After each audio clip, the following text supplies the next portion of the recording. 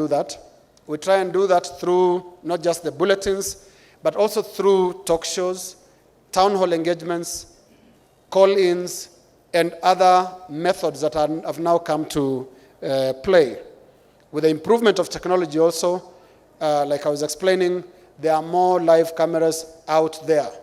If Dr. Ekuru Aukot, for example, is in Kapedo, it's now possible to actually follow him there and have him live on television across the country because of the ability of technology to support what the media in this country is striving to do. The good news is the media industry in this country remains as vibrant as ever. There are a lot of investments going into improving the ability to cover the country, the ability to cover every story. So in terms of fair coverage, equal representation, equal airtime, that is work in progress, and I think the progress is good. I want to leave it to that, Dr. Buka.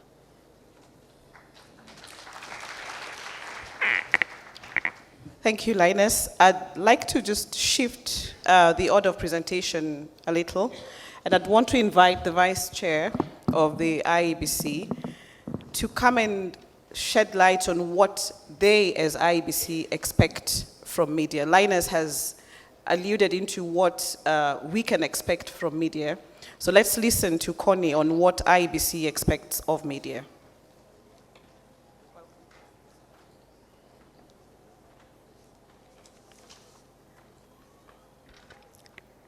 Thank you.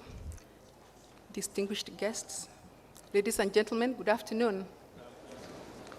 I'm going to do a presentation for just a few minutes on the role of the media in election. Sorry, I'm just...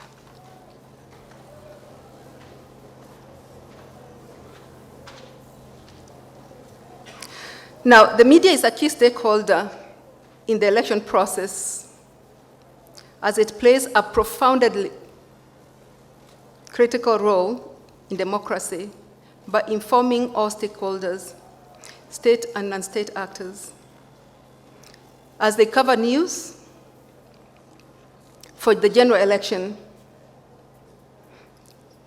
Sorry, I'm still waiting for my presentation to come up. It's up, okay, I can't see it here. Sorry, I can't see it because it's not here, but it's okay. Well, for a free and fair general election, the media must ensure that they are objective, responsive, unbiased, and credible in the way they cover and disseminate crucial information to the public. Accordingly, the media should carry out its mandate responsibly and act as a glue that enhances national integration and dissociate from activities that are likely to bring about ethnic tension, which might cause chaos or violence or political instability in the country. That's looking at the history, it paints picture, and most clashes and violence that we've seen sometimes happen during the election years and times of heightened political activity. This trend normally is attributed to political players, alignments, coalition, and general anxiety around elections. IBC must deliver a credible poll to avert such incidences. However, the responsibility doesn't just lie with IEBC alone, and we have, as we've seen during this conference, we are all involved in this. And the government, security apparatus, media, and civil society also have a big role to play to ensure the environment around the election is peaceful and credible as well. Now, the media as the message carrier. Castell has said, what is not in the media is not in the public mind. The media in Kenya has immense influence in shaping public perceptions and setting the agenda for various aspects of public policy, including the election process. There are over 150 radio stations operating in Kenya today, and over 30 television stations, and over 10 newspapers. I remember sometimes back when we had just KBC, and just one radio station, one TV station. It was easier at that time to handle the media. But now we have all these media houses, we have all these vernacular languages, so it's becoming more and more complex as time goes by. This, coupled with ever-growing web and social media platforms, presents a critical need to monitor conversations and elections frequently, so as to ensure only factual, accurate, and non-divisive messages are broadcasted. Now, those are some of the media that we have. We have social media, we have the print media, we have the radio, we have television. So it's becoming more and more complex, as I've noted. Media and elections.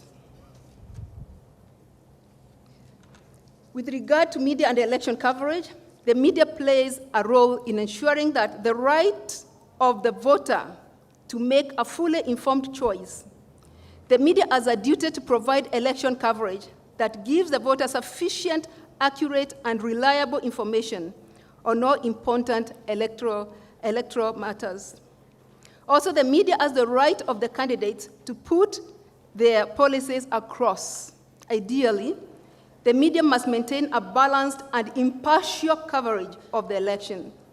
The politicians are entitled to have their say, and the voters are entitled to hear them from journalists, to hear from them. But journalists have a responsibility to question and examine all that is said without appearing to be inclined on any side. Fair play is another one. The media must also ensure that the Electoral Commission conducts their activities in a transparent and credible way to ensure fair play, the watchdog role. And we've seen that in the media. The media is always, like IBC, we are always with the media. They cover most of our functions, our stories, and even right here, we have the media. Now, what is the IBC media relationship? The relationship between the Commission and the media is appreciated as a fairly complex, at the same time symbiotic one. IEBC relates to the media in two distinct functions. One, as a communicator, and IEBC invariably uses the media as a vehicle for communicating its message and relevant information to the electorate and other stakeholders. Two, as news story, IEBC is always a focus of the media interest throughout the election cycle. The media is interested in the information IEBC provides, as well as trying to scrutinize the IEBC's performance and the efficiency and integrity of the elections.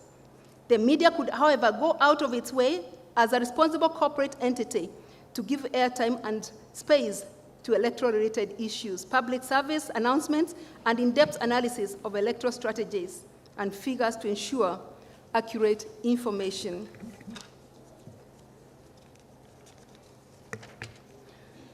What do we expect from the media?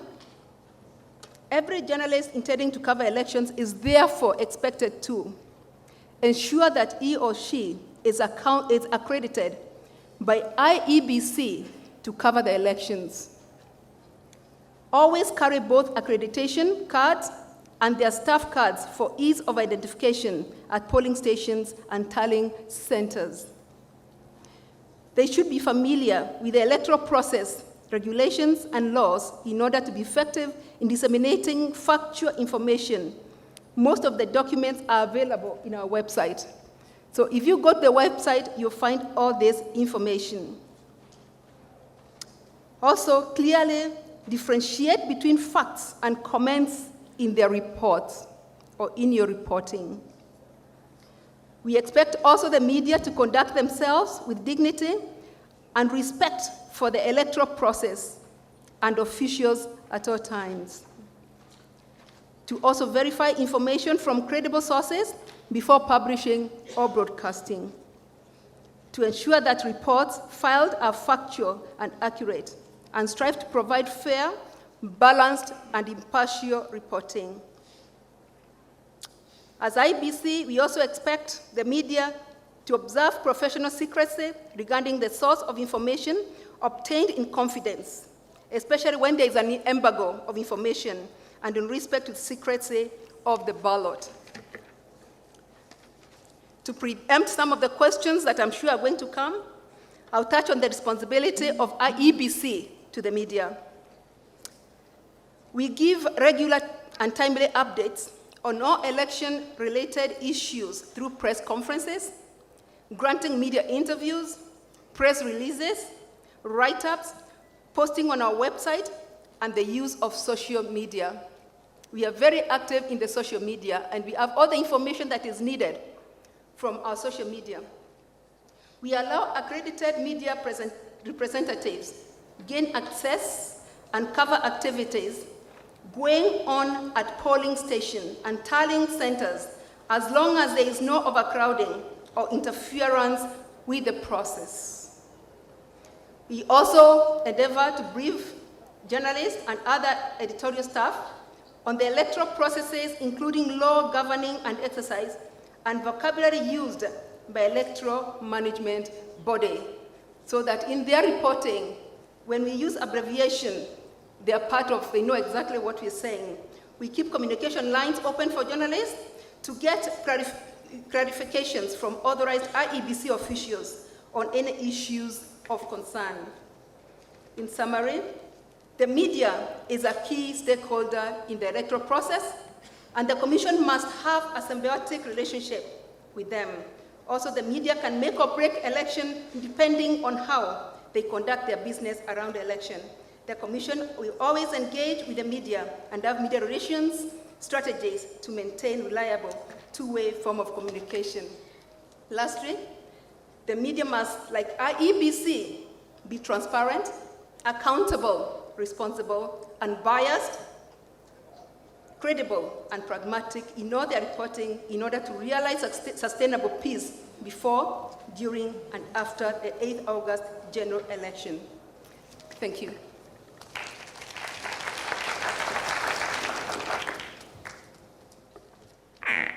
Thank you for that presentation. I think keywords there: objective, responsive, unbiased. But then again, that media should be the glue that holds everything together. The question is, are we expecting too much from the media? Our next discussant or speaker would be Mr. Victor Bwire, who's the acting CEO of the Media Council. And Victor, as you come to make your presentation, can the media be trusted to report accurately, fairly, and with balance? And two, you were not here early in the morning when the DPP was responding to questions from the audience about, the lack of prosecution of certain crimes around elections. And he pointed out the fact that the media has refused to provide evidentiary material that can help them prosecute. So as you answer the first question, the second question is, where does the civic duty of the media start and end? Can the media, or is the media supposed to help in prosecuting by providing that evidence that is needed? Karibu, Victor. Thank you, Doc. Quickly. Good afternoon. Now, quickly, media is trusted and it's trusted. That's why if you go to homes right now, a lot of people are glued to media, checking what is happening, even this national conference. So that then means that media is as trusted. The latest research that was done in Kenya among about trusted institutions, last time I checked, media was still leading as the most trusted institution in this country. So that then means that media is a trusted institution.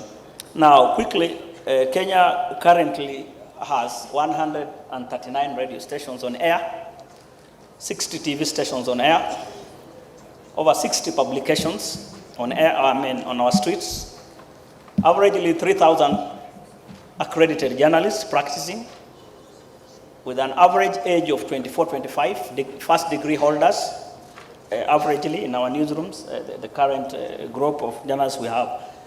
That then means that, again, that raises the credibility of media as an institution that people can seek information from. Now, looking at how media have done so far, while we are a bit disappointed that the primaries seem to have given us more information more than the current campaigns, media is doing well. they have pushed, they have done well in terms of giving accurate, timely information that could help Kenyans in making decisions on which leaders to elect. So to me, and looking at the watchdog role of the media, media has done well in providing civic education for Kenyans, either through editorials, paid up content, and sometimes deliberate efforts to spread the space for people to share ideas. So we have continued to be a marketplace of ideas, and responsibly again, quite a number of our stations responding to the demand for information, especially with the election, are now running almost live coverages of every event. They have expanded time for more programs on civic engagement. KTN is running a 24-hour service, a very expensive venture. Almost all our big five, we call them big five, the five big, are running almost live coverages, which is a very expensive affair. And that is in a determination to give Kenyans more information on whatever subject at hand. So far, we need just to give media the support they need and allow them to perform. Then they will provide accurate, credible information to allow Kenyans make a decision come August 8th. While this is the desire of the media, and they have done well, there obviously have been operational challenges that Line has mentioned that sometimes interfere with that attempt to provide accurate, timely, and equal access. For example, at this time, a number of our politicians can do 8 to 10 public rallies in a day. Now, to keep pace with such movement, obviously they have invested heavily in helicopters and related. So sometimes the media can't keep up with the pace of 8 to 10 public rallies across the country in a day. So obviously that brings challenges. Sometimes also, and especially now, the issue of paid up content being presented and editorial content is also a challenge. Quite a number of people in the politicians are aware that a lot of people are watching media. So a lot of content that is passing us, free content, is purely paid up content. And sometimes it becomes problematic for the audiences to determine that that is paid up content, so that when they are saying that particular people or particular parties get more time than others, then it's largely because of sometimes it's purely paid up content. And that sometimes also has its own challenges. Obviously, again, aware that the transition in the media is very high.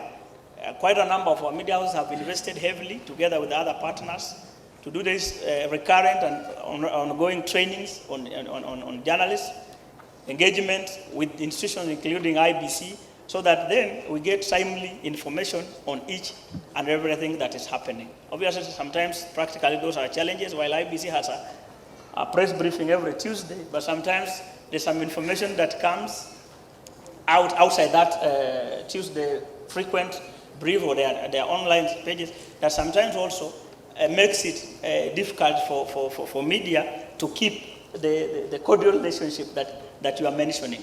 Aware that we live in Kenya, the issue of leaks is also a major issue, that while quite a number of our stories are leak-based, that there are a lot of people leaking either factual or infactual information, either it might be sometimes fake news, but sometimes it's just purely people, institutions who leak this information for whatever reason, and by the time, and that problem is not largely in our mainstream media, which have the capacity sometimes to determine those things, but when it's thrown outside a town where getting even IBC comment is a problem or other institutions, it provides some of the challenges that we are seeing.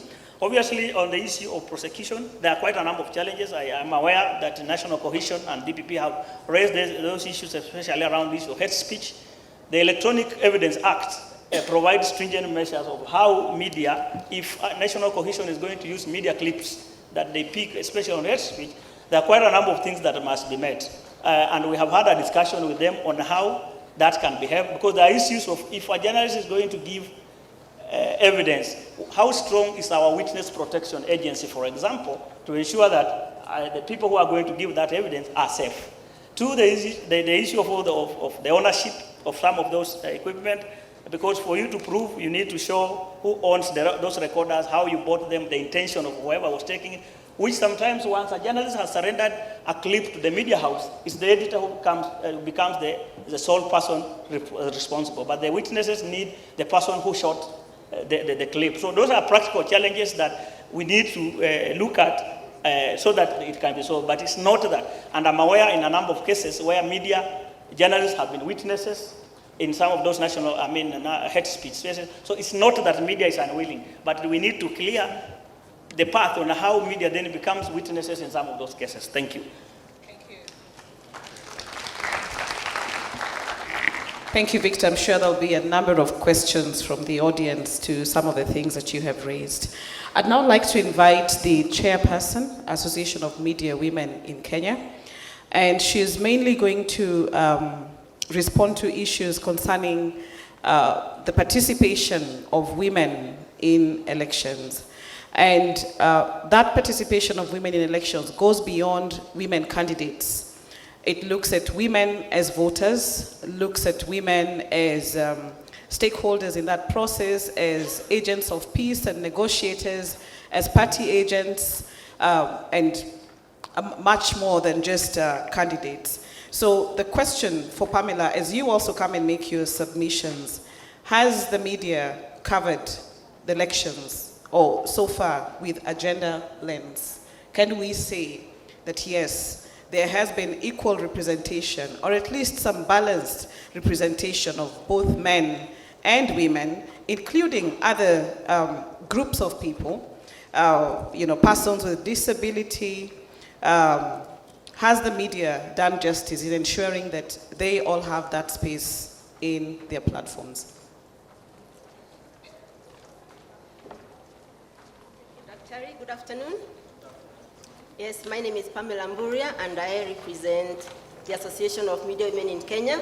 So I won't be speaking as a practitioner, I will be speaking as one who represents women journalists across the board from media houses who come together to use their skills and their expertise to reach out to women in leadership, talking now about political leadership, who first of all use their skills to also make issues about women visible, so that we have women and men working together to develop the country. And we know that is the media which puts the spotlight on leaders.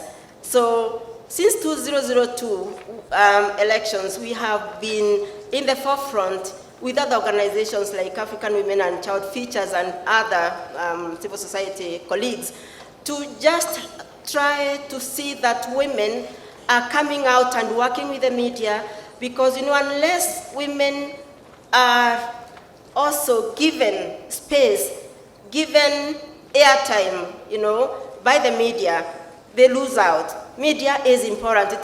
There's so much power in the media, and it's in recognition of that as media women that we reach out to women during the electoral process. Not just that, but also women and communities, women and men in communities that have almost limited access to information. So we work in those far-flung areas to sit with community members on how they can access information to make those decisions like we need to make at this time. Media is not just the cameras we are seeing here. We've been told, not just a big screen, not just Nation newspaper and Standard. With the proliferation of the media landscape, we now have, Victor has said 139, between 139 and 120 again. The radio stations around this country, some of them, we may not even know that they exist. I work a lot with those radio stations in other things, but I'll tell you, those radio stations, the people who work there, Victor, are not the first degree holders. Most of them have no radio training at all. And we are talking about how can media enhance gender-sensitive reporting. Some of these people have never heard about gender, leave alone being gender sensitive. And that's what brings me to my first point, is about how ready is the media, how ready are journalists. We know, or I know, that some media houses, Nation in particular, and other media houses have been doing a lot of build-up, preparing their journalists to cover elections in a way that they should be covered.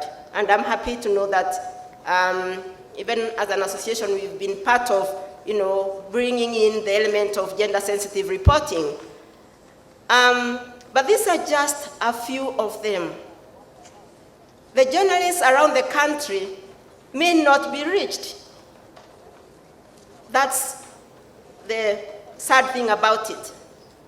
And those are the journalists in some of the stations where we had the incident of a journalist, who, you know the story. And for me, it's not coming too late. It's not too late now to see how, I know Media Council is in the forefront, is going around the country, reaching out to journalists in conflict, in election reporting. But those are the journalists. That is why it matters, because they are the ones who are with the majority. We may tell ourselves that because we are here with the television, we are there with the big radio stations, we are reaching. I'll tell you today, people are listening to those local radio stations that we do not know. The small local language radio stations that speak their language, that talk their issues. That's where most people are turning to. And not even the local language radio stations based in Nairobi. They are those in the villages around the country.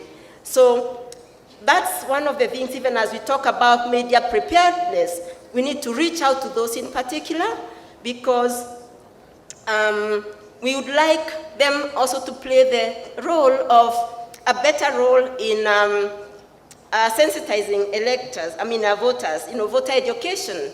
But how can they do that if they are not aware about it, Quite a lot, of course, I've said this country being done, and it needs to be appreciated. Talking about gender sensitivity, my second point is about the disparities. The disparities, for example, we know about the 2/3 gender rule. The 2/3 gender rule. We just completed the primaries, but I don't know how many media houses have gone out of their way to try to disaggregate how many women have gone through. Even looking at the nominations that may come up, are we going to get to that, the 2/3, so that no one party or we are not having any gender that's going to be more than the other, than 2/3, come, the various houses. So as we do that then, we're talking about even our own representation of women as media houses. We've talked about this a lot. And I know that any journalist here will tell me, yes, we've tried a lot to showcase women. They are not available. But I'll tell you they are available. Just look around. I don't know in this room whether there are any women who are seeking electoral, positions. Are there any women who've been approached by the media and they have said no? Please, women, the media says that you're not available, so anytime somebody asks you to present yourself, for those morning shows you see on television, on radio, the ones you hear, just get there because you have what it takes. That's what I can encourage you. And then you won't be seeing a panel where we have a discussion where a woman could fit in very well, and we have 4 men and not a single woman who can bring in that voice that maybe the men may not be able to bring out. Let me just conclude by challenging the stereotypes in the media. During the training for the Nation journalists, I had the privilege of being one of the trainers, and we had brought in some women aspirants, and one of them wants a senatorial position, I think in Kiambu. And she said she was in this media panel, but when they are interviewing the guests, everybody is Mheshimiwa, honorable. But when it comes to her, she is madam, you see. So they don't recognize her as a woman who is aspiring for a very senior position in her constituency. So those are the lenses we are talking about. And also not putting women in the so-called boxes, so that we don't, against others say we're asking them the soft questions. Let's ask them the question that we are asking men. But at the same time, we also need to realize that there are various issues that also impede women from shining as much as men do. You know, during the electoral process, there are things that men can do, women cannot do. And so sometimes women are not present, you know, but we are talking to the media to ask them, please try to dig out the women, because these women, after all, are your mothers, are your sisters, your daughters, and you'd like them to be leaders. Thank you very much. Dr.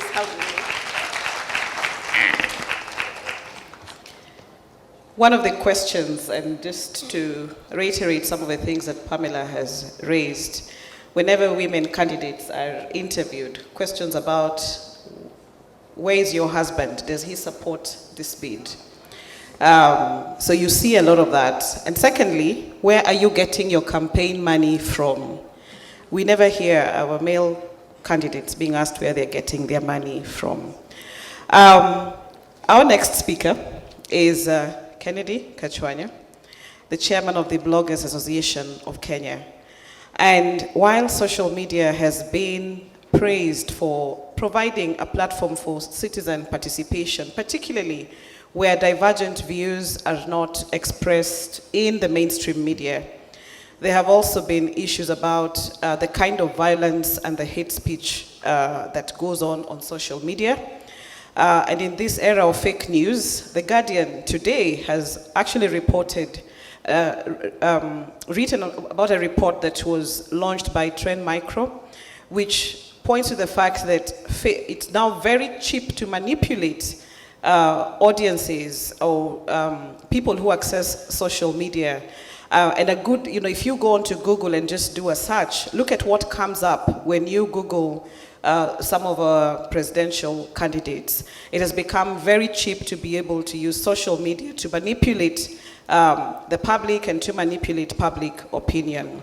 Now, Kennedy, as you come forth, please respond to that and the role that social media is playing in elections. When Francis Olekaparu was here this morning, he talked about how we are bashing each other on social media and the kind of hate that we are propagating on social media. Is social media helping us in this effort towards elections and in building democracy?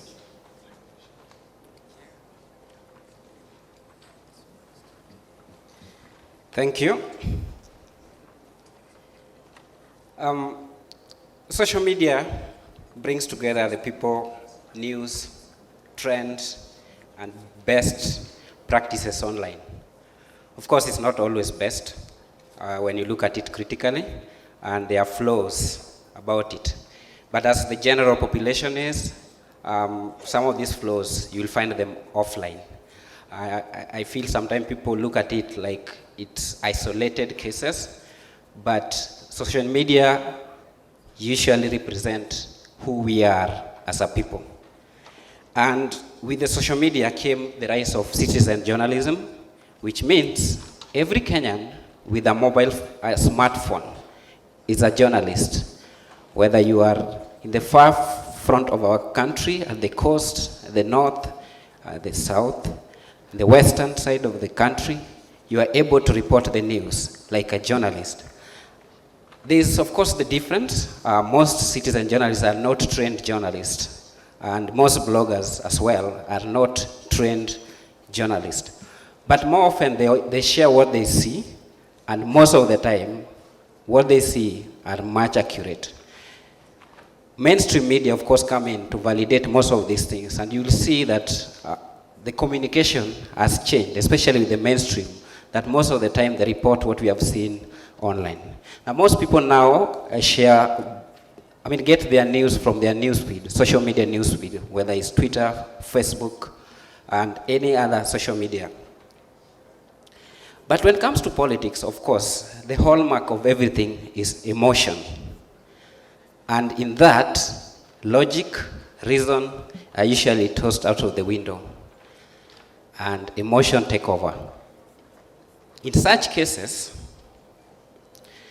there comes the very good old propaganda. We now call it fake news.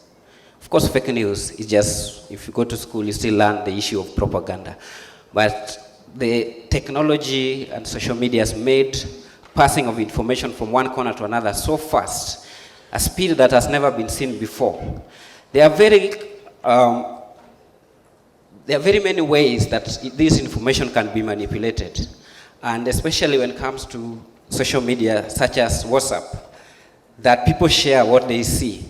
One thing I keep on telling people most of the time is ensure that you verify the source and don't pass as received. You will see this, mostly people say as received. If you see it as received and you don't know the source, first verify before you pass it as received. In the last few months, there has been a rise of bots. You know, bots are these fake accounts. Mostly they don't have much information about them, content, and most of them don't have profile pictures. Then there is also these people who are impersonating the public figures. So you find that it said that so-and-so has said something, but the account from this information, account from where the information coming from are fake. So it's important that people understand the dynamic online and how it works. So verify is the key word. Now, social media, there are many positive, especially the effective communication that we get from it. The robust discussion about our beautiful country, Kenya. And of course, the way we can share the policy issues and the issues affecting the countries. And you can see what happened even with the UNGA. People keep on sharing where the UNGA is, where it is not there. So you can see the benefit. Of course, on the negative side, you've come with the fake news, impersonation, and then also you get the issue of hate speech. And sometimes online there's borderline where people who usually use harsh language, that's how they are even in real life. And there are people who outrightly calling for hatred for different tribes. So it's important for people to understand the boundary, and I hope that this can be explained properly. What's the hate speech and what is clear way of passion. People really who love their country try to discuss and bring up the issues that affect them. And of course, going forward, one of the biggest fear most people have online is whether the government might be tempted to shut down the internet. And from this stage, I would say this would be a big mistake. The big mistake if the government is tempted to do this. Because as we stand now, our economy is more integrated, and if you're using M-Pesa, for example, that is internet you're using. And if you do go to the mile of doing that, the economy will really lose. But apart from that, knowing what is happening in each part of this country is so important that if there is an issue in one part of the country, the citizen can understand and either avoid or see how they can seek help. I can see you there, and I will stop there. If there are any questions, I'll be ready to answer. There definitely will be questions, Kennedy. And our last presentation will be from Andrew Limo, who's the communications manager at IEBC. And one of the quotes that I picked from Connie's presentation is, what is not in the media is not in the public mind. Now, as a referee in this process, can the voter make a fully informed choice by the kind of coverage that we have seen so far?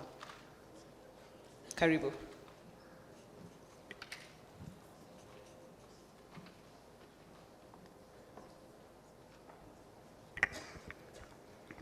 Thank you very much, Dr. Buka. I think that's a very interesting question, that based on what we disseminate, what the media disseminates, is it empowering to the citizens? And I think, judging from the deliberations we have had since yesterday, from various speakers, the focus at the end of the day really must be the voter. We all work for the empowerment of the voter. I would say that we all recall, and I do appreciate the role played by the Commission. And I think when the chairman came in, if you noted, he underscored one thing.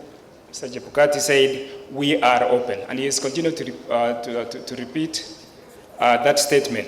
And that goes a long way to say, we are ready to give information. And I'm sure you've seen the landscape of information from IEBC improving by the day. Our challenge, even as we try to empower journalists, because one of the things that we must do to empower them to help, because journalists disseminate information, they analyze information, and they empower the citizens. Then they themselves must be empowered. They must understand the election process. And that has been the challenge, because being a technical area, and since a journalist is expected to cover all aspects in the community, in the society, then sometimes we may need specialists or specialized coverage. And I'm happy that Media Council is here, and we have worked with them to be able to identify core competence among the journalists, people who will specialize in covering elections so that they understand the process, and we try to empower them. And one of the things we've done recently is to go even to the regions, and we have done this with the support of UNDP and Media Council, is to empower regional journalists so that they understand the electoral process and they appreciate the electoral process. The other challenge that we seem to encounter, and this probably the media will need to address, is the rise of competition. I know that if you look at the social media environment, there is a lot of immediacy in media, in the social media. And so mainstream media is kind of increasingly being tempted to think that we must bring it here and now. And so if we are not careful, the issue of immediacy and accuracy, which must be balanced, may be a problem. So that immediacy takes precedence over accuracy. For us at the electoral management body, I think the issue of accuracy is very key, much as we make attempts to make sure that information is disseminated on time. There is also a problem in that of the fake news. Someone has said we live in the post-truth era, when everybody comes up with an idea and sells it. But we do appreciate that the media has taken time. They have worked with us, and they're increasingly getting information faster than it used to be before. And with the training and the access to information, we are seeing a new landscape. And so we think that there is more empowerment, but a lot needs to be done, especially in the rural areas in this regard. Thank you.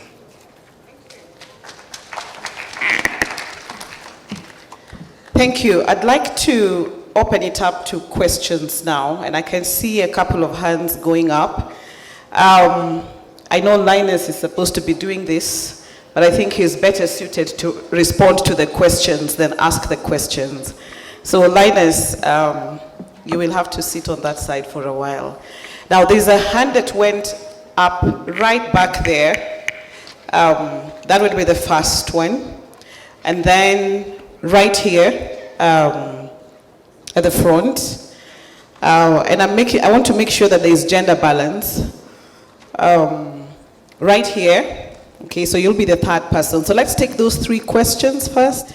Let us know who you are and who your question is directed to.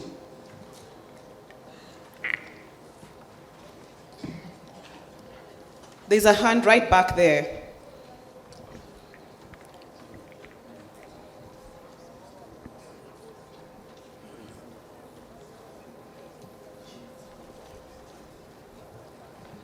Good evening, everyone. My name is... Sorry, we can't hear you.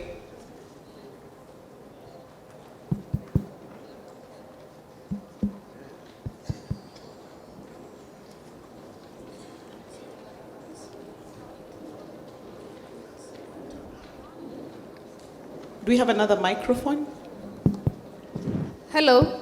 Okay. Yes. My name is Wanyoro Beth, a political science student, Maseno University. My question goes to Mr. Kennedy on cyberbullying. I've just Googled, and cyberbullying is becoming a very great, disappointment, and it's really affecting not only the national elections, but also elections in campuses.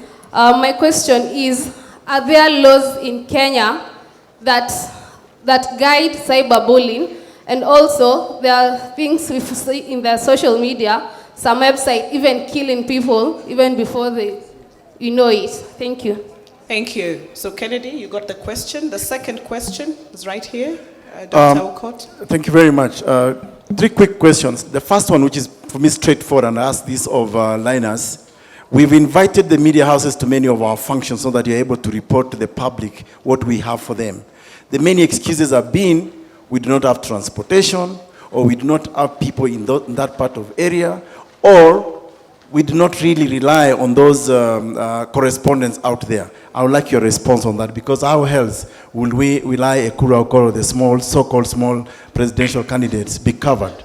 Now, I've heard about objective media and the word fair being played in this discussion.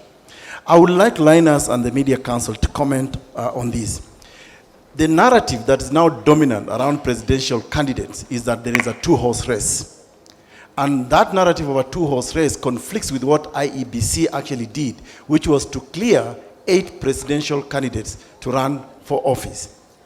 I'm also seeing that narrative is beginning to influence, I hope it's a rumor, that the presidential debate that is being planned will only invite 2 presidential candidates, or those who will attain 5% and above.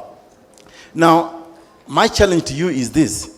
The Constitution is superior than what Tom Wolf or Angela Ambitho or whoever else conducts the polling station is superior.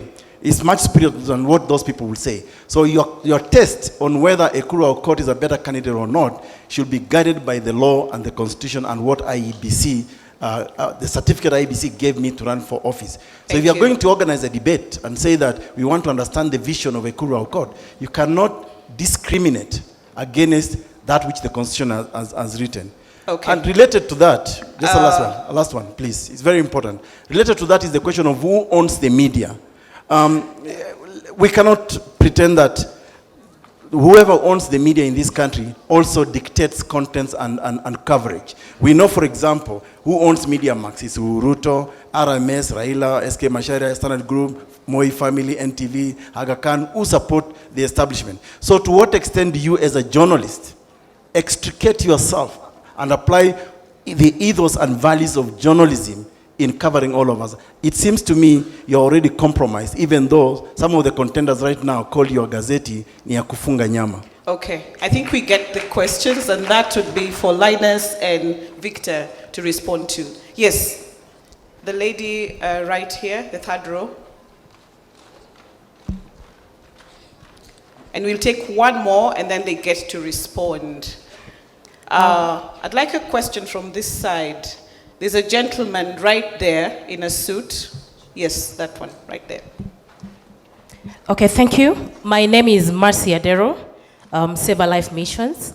And just in the interest of time, I'd like to inform everyone that just like IEBC, we have come up, let me say, with a movement that is actually advocating for effective use of all communication channels, that is telcos, mainstream media, and social media platforms, to ensure free, credible, and peaceful elections, definitely as a means of avoiding violent extremism and youth radicalization, to ensure that prior, during, and after election season remains peaceful. My question number 1 goes to Linus. In your presentation, you said that you cover your news based on the story. And I wish to ask as a Kenyan, who is the story? Because you realize that based on the coverage, for example, if we have violence in a particular part of the country, chances that it spurs violence in other parts of the country are quite high. So is the story violence as it has been in the recent past? Thank you, thank you. No, I think please. we get the question. Sorry, just let me ask this to IEBC because of actually the campaign that we have. It is very important that we know that in 07 and even 2013, media was not effectively used, and it actually tore this country apart. I asked this question in another panel, and that is why please allow me to ask it, because they're the proper... Yeah, please go right into the question. question. So my question is, what does IEBC have in place to ensure that, number one, our telecom platforms will remain open for Kenyans to use to convey their information on elections? Number two, the mainstream media. Are we still going to see, of course, paralyzing of streaming of election results through those platforms? Of course, we know what it did to this country. Number three, to the social media. Sorry, we have the media, social media representative here, madam. This is for the sake of Kenya. We have all this information. What are we going to do when somebody has clear evidence of rigging and it is being passed through the social media platforms? Are we going to classify it as leak information or accurate information? Thank you, thank you. Let's keep our questions short. So go right into the question. Yes, there's a gentleman standing. Good afternoon, everyone. My name is Muthiora Kariara. I'm the deputy running mate to Dr. Japheth Kaluyu. And most of my concerns have been addressed by Dr. Okuru Ekot. I just want to underpin that by first and foremost asking those representing the media owners associations here. Now, can the media be trusted? In my opinion, I can say only to a certain extent. Sorry, the question. The question is this. When we were being cleared to run for office, the media intimated that the presidential candidates that had come forth could not raise the required signatures. The truth of the matter is that was incorrect. They have not come to correct that narrative, and I would like to know if they'll do that at some other point. Now, the other question is this. You've been covering on politics in this nation based on the narrative of a two-horse race. Everywhere you go across the country, we have NASA and Jubilee, but the reality is all the other presidential candidates are doing their campaigns, but then the media is not covering this, and that's why you hear people who the question is this: why are you not covering all the events fairly? Very good questions. Thank you very much. I'd like to invite Linus to come and respond to the questions that were addressed to him, and then Victor as well, and then Kennedy. Those are questions for you, and IEBC. Connie, you will respond to the IEBC question. Thank you.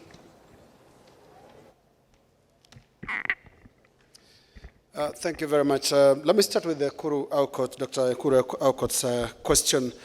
On the issue of coverage and reporters that can go with you to events, I'm actually surprised that in this age and era that is still happening. And maybe I would actually dispute that that's a reputable media house. I know the journey of the media industry has been very long. There was a time it was very difficult to be just a correspondent. Moving from one point to another was difficult. When I was in internship in Narok district, for example, though we did have the district information officer's vehicle, when it's not working, I hitched a hike in the DC's vehicle into the interior of Narok County. But that has changed a lot because media has improved its capacity of being able to be in the places where the story is. So if that is still happening, actually that is something that we must flag with particular media houses if anybody actually asks for a lift from you. That's very, very something of the days gone by. Now, the issue of the presidential debate, Dr. Aukot, I'm here in my capacity as the chair of the Editors Guild, that is in the panel, and as program director for this particular event. I would request that I skip that question because there is a steering committee which has already taken note of some of your concerns since the announcement about the presidential debate. So I'm sure your concerns are going to be addressed. Your third question was on who owns the media and whether journalists are compromised by that. Now, I'll give a very crude example.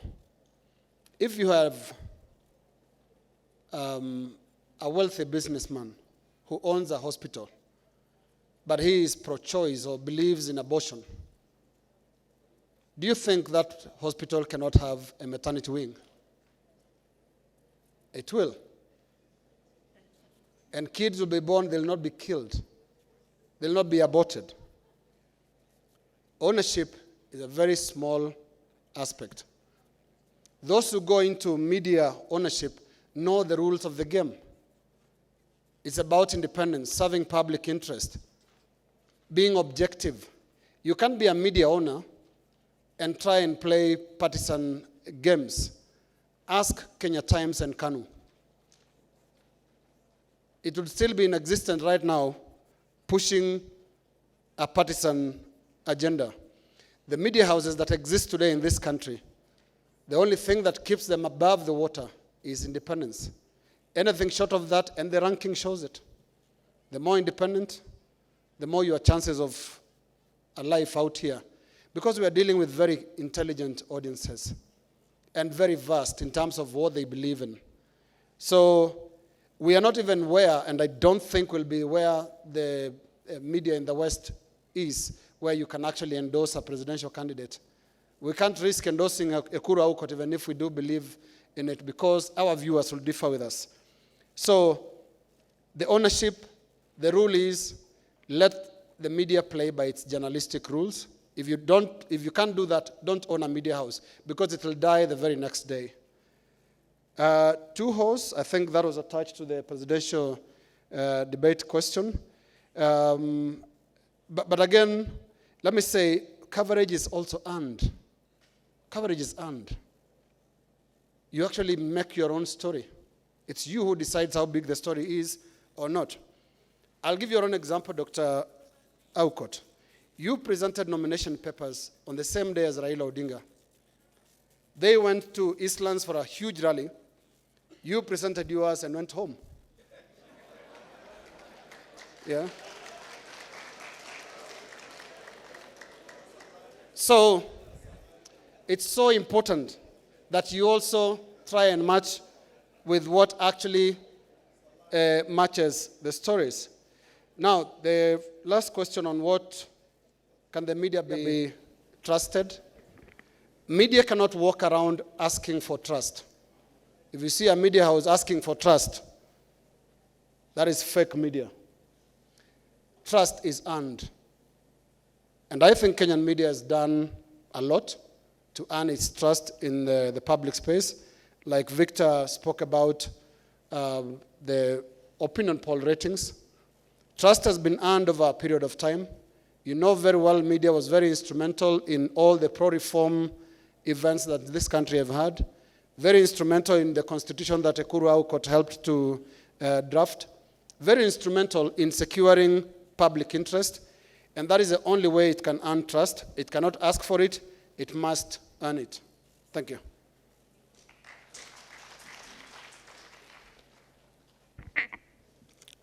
Yeah, the guidelines, while there are no guidelines on who owns media in Kenya, because it's a private business and anybody can invest in media, but there are guidelines on how the owners relate with the journalists who work in the media houses.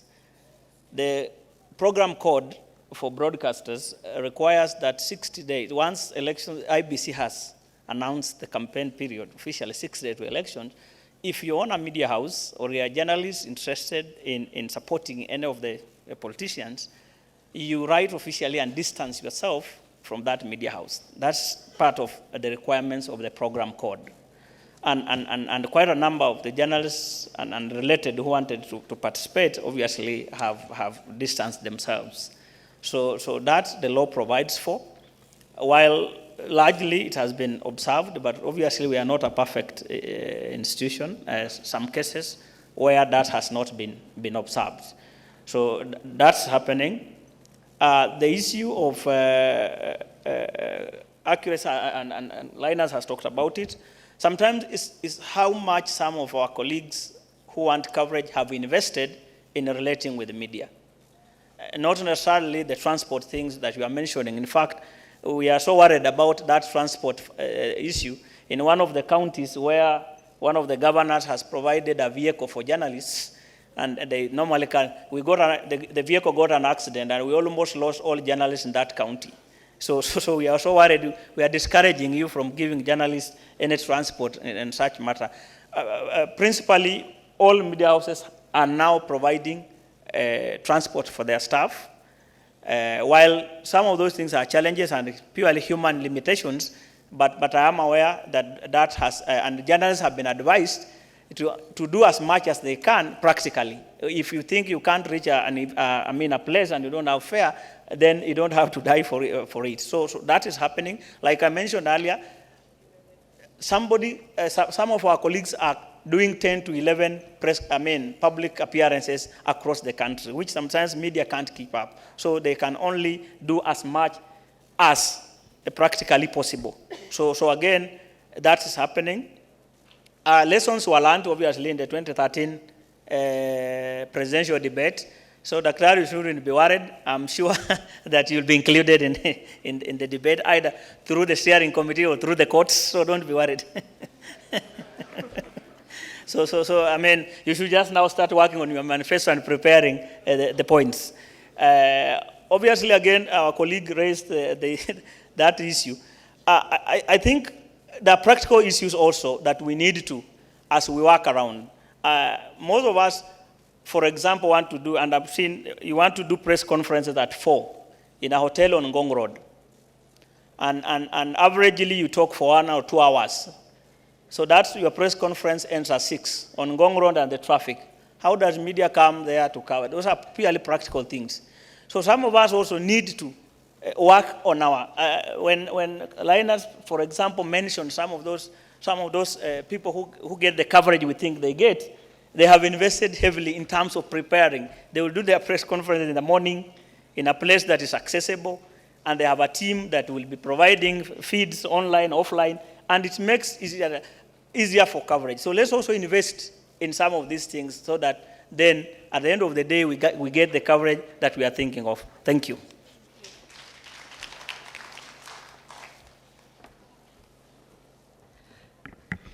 There was a question asked about telecom platform, whether to remain open. I'm not sure what IEBC has to do with telecom, but I think that question was answered this morning. In fact, the 2 questions that were asked were answered this morning. And I remember the CAK director saying that they will ensure on the election day that the platforms will remain open. So that's all I can say for now. Otherwise, for us as IEBC, we've got communication centers, and anybody wanting to communicate with us, we'll have people who can respond to your questions during election day. And in terms of rigging, as you said, I'm not sure how that can be done, but what I want to say is, according to law, the returning officer, who is the chairman of IEBC, is the only person who is authorized to announce the presidential results. So I'm sure that's what maybe you're asking. That was the question, and thank you.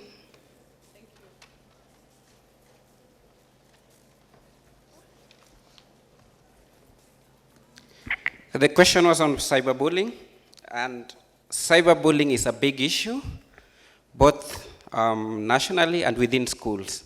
And I would say the question was about whether we have the laws. Of course, with the technology, the technology moves faster than our laws. So that means we are a little bit behind. But I know at the moment there is a bill that was approved by the cabinet like a month ago, and it's meant to go to the parliament. But of course we know that we are in the campaign period, so this would probably happen in the next parliament and not current parliament. So what's the best, even if you have the best laws, cyberbullying, probably the best way to deal with it is to have a proper community online that really do the check and balances on the people. So if somebody on your timeline is bullying somebody else and you know this, don't accept that. Don't just sit back and watch when somebody, a young lady somewhere, is being bullied. At the same time, there's this program by the Communication Authority about being the cop. And I know because we have worked with them a little bit on trying to get this information out there. And it means that you as individual, and I was talking about people being citizen journalists, you have also to be a good citizen and ensure that people are not bullying on your timeline.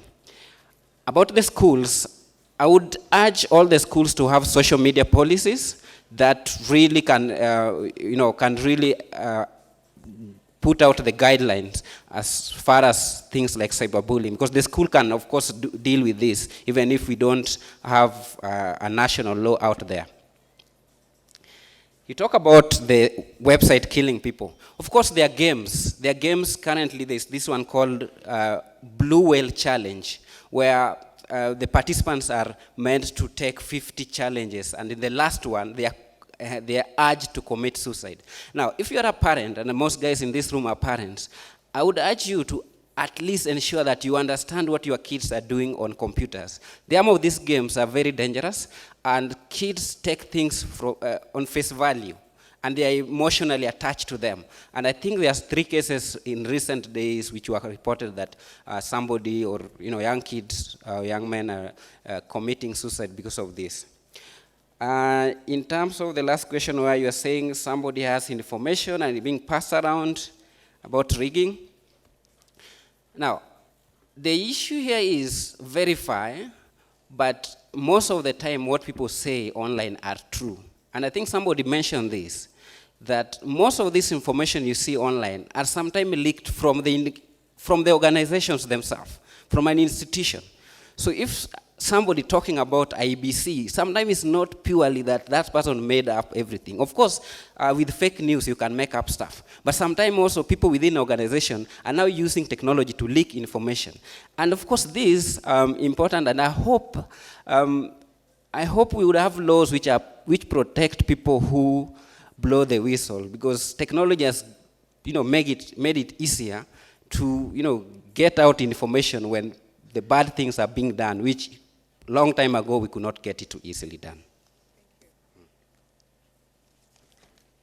Thank you. Now Linus tells me that my time is up, so he'll be coming back to his role as a program director. But maybe as he does that, one of the questions that seemed to be in the minds of everybody is on conflict-sensitive reporting. And I know that the Media Council has guidelines and has stipulated how that should be handled. And so to Linus, doesn't the media have the responsibility to block out inciters from that space? So as he responds to that, I think that will be the last question. It's unfortunate we cannot take any more questions, so he'll respond to that, and then we will close this panel discussion and hand over back to Linus.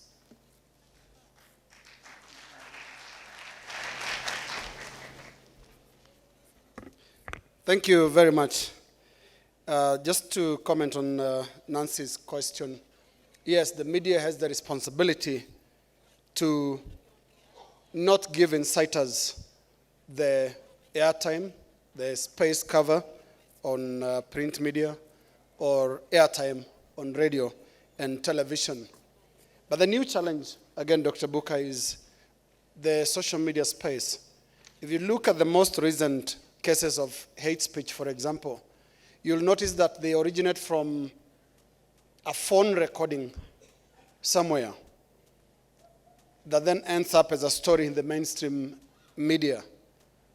This to me tells me that it's becoming difficult to get hate speech and inciters getting space in media houses or media operations that are running watertight checks and balances processes, where you'll have to actually weigh a story for what it is and the content for what it has before you air it or publish it. The challenge, and that we will continue seeing, is like my good colleague Kennedy was talking about, citizen journalism is the new space that is generating actually more content, probably in absolute competition with the mainstream media. So we'll continue seeing that, but I think media and editors should exercise a lot of care in handling such. Thank you very much. I think this panel did an extremely good job. Let's please all applaud them as they take their seats back in the audience. We are approaching the conclusion of this two-day National Elections Conference, and I want at this point to thank all of you. Some of you have stayed here for the last 2 days, attending all the sessions, and I thank you for being so patient and for your contribution during these sessions. I want to actually take a moment to just acknowledge the presence of some eminent citizens of this country. I see in the room former Cabinet Minister Noah Katanangala. He's been here the whole day following the proceedings. I think we should give him a warm round of applause. I would also like to acknowledge the presence of Engineer Erastus Mongera, who is right there. Thank you very much for all spending time with us to go through this. Now we are moving to the closing ceremony, and there is a section of conference resolutions which will be coming shortly. But before that, election day itself, and this is a media moment now, for I know this is also being aired live on television, and a lot of journalists are in the room. Back home, there are also viewers and voters would like to know how exactly the process works, which is why I want to call in the team from IEBC. Maybe I call back the Vice Chair, Connie Katha, to come and lead us through the presentation on the online technology of transmitting election results. We had actually scheduled this moment for that. Perhaps we can do that now.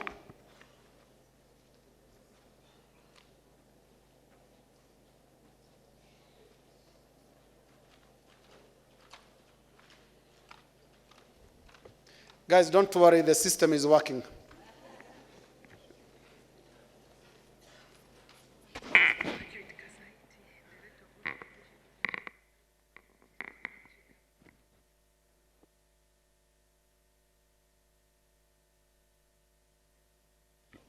As we wait for Immaculate Kasait to come and take us through the process, I would like to call to stage now Mora Elizabeth. Where are you? Please come to the front.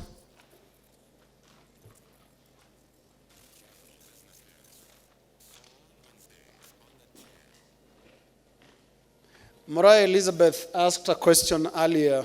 Please come over to the front. And the IEBC Commissioner Molu did answer her properly, that everybody in this coming election will be taken care of.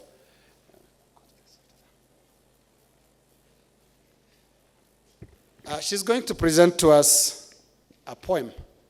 Let's listen to her just a moment.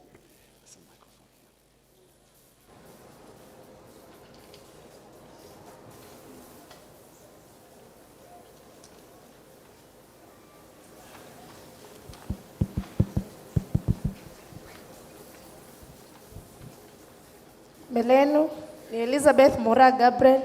Niko tayari kwa karia shairi juu ya nchi yetu. Tuipenda nchi yetu na tuinue nchi yetu. Karibuni.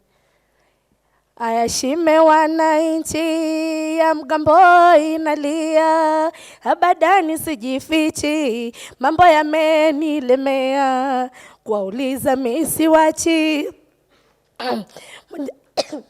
Mwenyejibu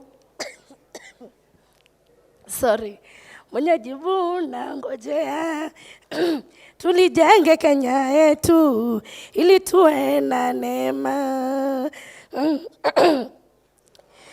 Swali langu mwana kwetu,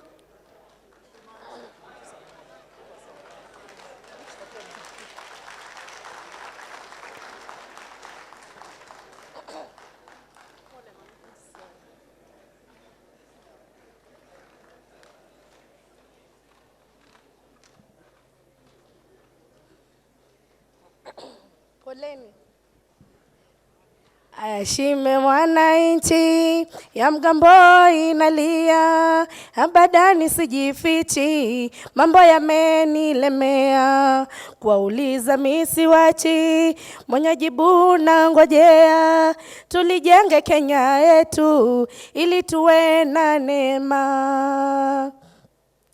Rais wetu Uhuru kasema, kila mtu kasikia, Wakenya tusiwe nyuma, nchi yetu kuinua. Viongozi wa heshima na wito wametoa, tulijenge Kenya yetu ili tuwe na neema. Swali langu mwana kwetu, kweli linasisimua, lazima kutoka jasho, maisha kuyainua. Tatizo leo na kesho, uzembe kujitakia, fanya kazi kishujaa, bila hata kusukumwa. Waziwazi naeleza ili mpate lea, Kenya kuendeleza, si uchawi wala dua, ni wajibu kutimiza, miongo kufatia, wataalamu wakitoa, shauri njema tushike. Wataalamu wakitoa, shauri njema tushike. Asanteni.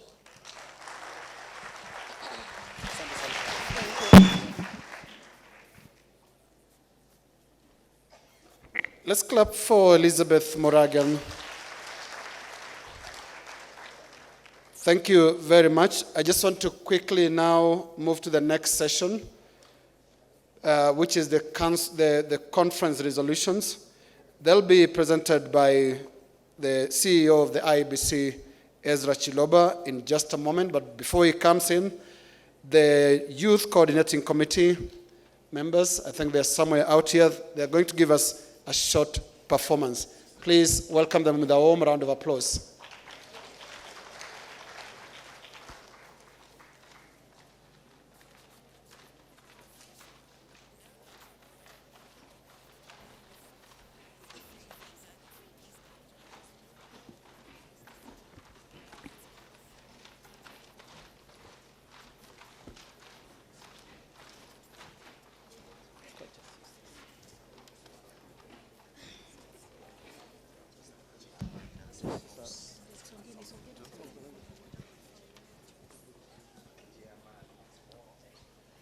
Members of the Diplomatic Corps, Chairman IBC, Mr. Wafula Chebukati, IBC commissioners present, members of the civil society organizations, all the stakeholders, ladies and gentlemen, good evening.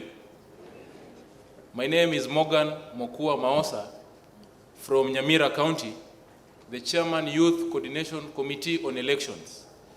Before me are the members of the Youth Coordinating Committee on Elections. Maybe I'll introduce them from my far end. My name is Mr. Eric Ayeye from Nairobi County. Thank you, and my name is Peter Omondi Olwoch from Migori County. Bilton Tambuki from Kilifi County. Alexa Pingot, Kajiado County. Hilda Huku from Kitui County. Asha Kudura from Kwale County. Sabina Nyango from Nairobi. Mangi Kanagi, Murang'a County. Sheila Kosgei, Uasin Gishu County. Zakayo Mungai, Kiambu County. Bernard Meda, Kisumu County. Grayson Marwa, Migori County. Onyango Kevin, Homa Bay County. Ladies and gentlemen, this is the true face of the Republic of Kenya. The background of the Youth Coordinating Committee on Elections. Fellow delegates, I know some members are missing out, but this is a section of the Republic of Kenya. Thank you very much. Just a brief background of the Youth Coordinating Committee on Elections. The Youth Committee on Elections 2017 was formed out of the growing concern of youth elections in the country. YCC on Elections is an organization that includes youths and youth-serving organizations involved in the electoral processes leading to the general elections in 2017. Different youth-serving organization representatives formed the steering committee to learn, advocate, strengthen, and coordinate issues to do with elections. The youth committee is also engaged in research work to collect views from youths on matters 2017 general elections. Ladies and gentlemen, at this juncture, I would like to invite Asha Kuduru to read our position paper as the youth of the Republic of Kenya.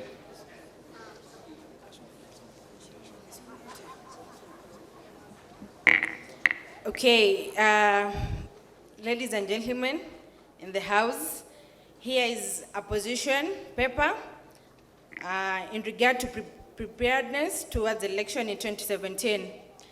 It says, we the youth of the Republic of Kenya, havingly progressively considered matters arising from the activities leading to the general election 2017, acknowledging the progress made by the Independent Electoral and Boundaries Commission in preparing for the general election under the current circumstances, being a newly instituted commission and having made good progress to settle in and embark on the election assignment. Noting that delayed development and review of election legislation has a negative impact on the election schedule and creates room for political mischief. Further noting that coalition, merger, or devolution of political parties ahead of elections affect democracy, while the length of political parties in this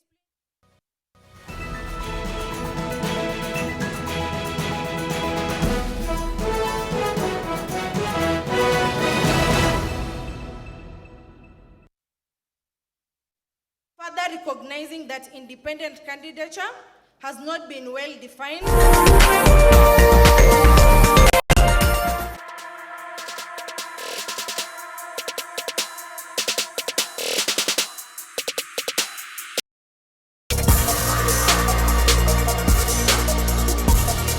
I will control all my feelings, wrath, greed, anger, love. I don't understand.